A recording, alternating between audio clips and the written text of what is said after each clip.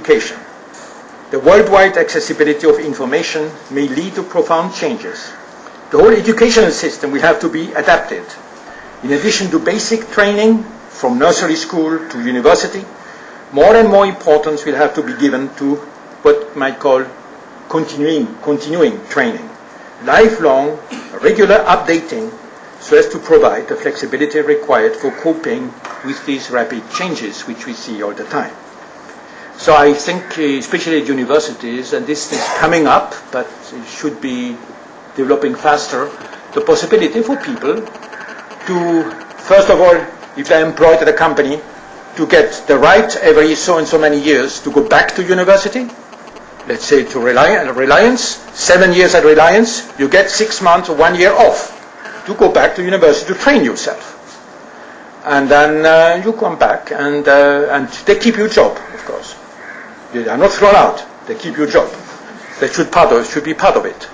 Any company should be doing that, and this is very important because, first of all, people will feel happy to learn more, and they will be able to do better, to work better, and so on.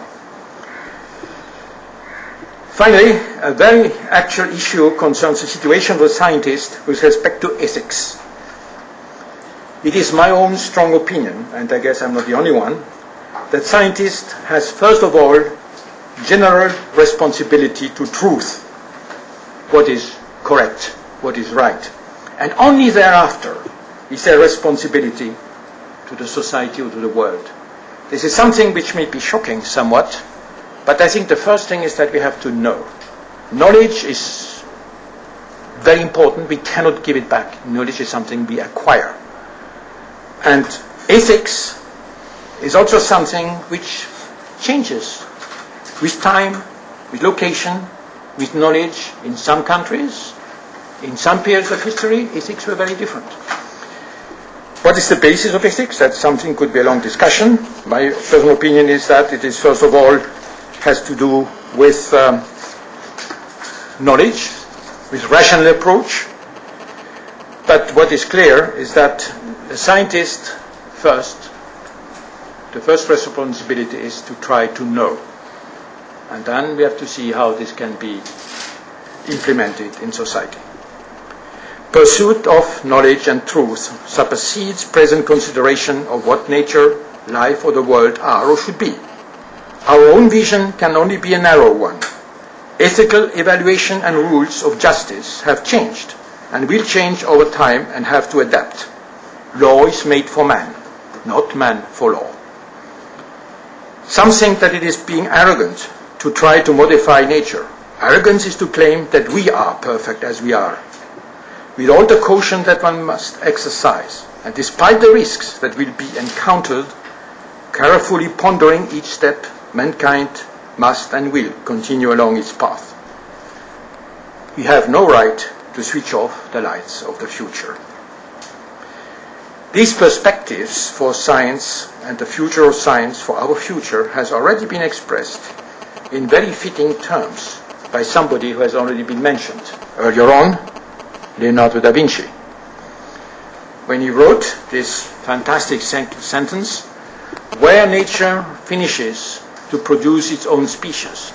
Let's translate that into the language I employed, where natural evolution has finished, has reached the state it has reached at present, its own species. Man begins using natural things. That's the famous table of the elements. These are the natural bricks. In harmony with very nature. These are the laws of physics. You can't get the laws of physics, are the laws of physics. You cannot get around it. That's the way it is. But then comes the very important thing. To create. This person was an artist also. To create an infinity of species. To make all these things which don't exist yet. To make them out of the bricks that exist. And obeying, of course, the laws of physics.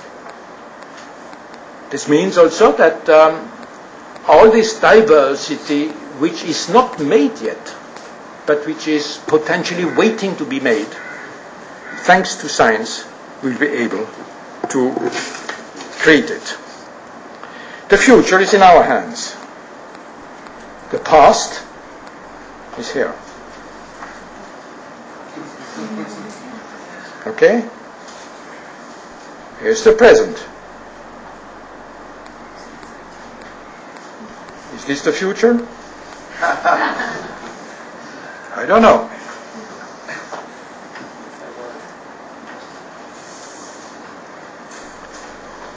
Now, Prometheus has conquered the fire.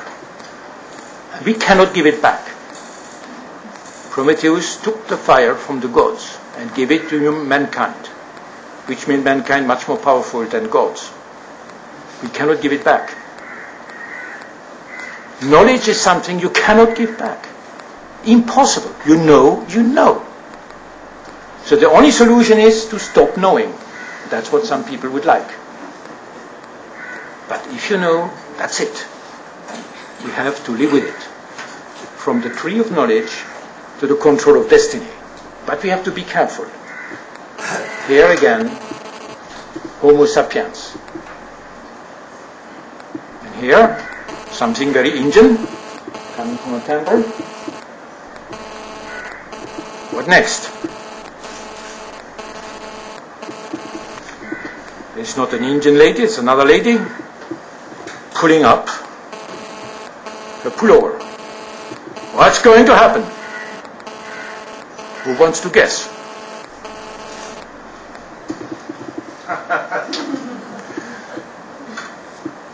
I'm not sure that's the future we want. But who knows? We will have in the future probably implanted computers, antennas, which is probably possible. We will invent things which will combine with natural evolution. And what the future will bring to us, I don't know. We have the responsibility as scientists to make things possible. Then we have to decide if we want them. And at some stage, I think it is written also in the evolution of the universe that we will continue progressing and trying to control what has happened. So, I'm open for discussions, but I would like first, this is Prometheus, to cite a famous mathematician, David Hilbert. Why do I cite David Hilbert? He's buried in Göttingen. Here is tombstone. There's something written here. What is it? Wir müssen wissen, wir must know. Haha, good. Wir müssen wissen, we must know. Wir werden wissen, we will know. Thank you.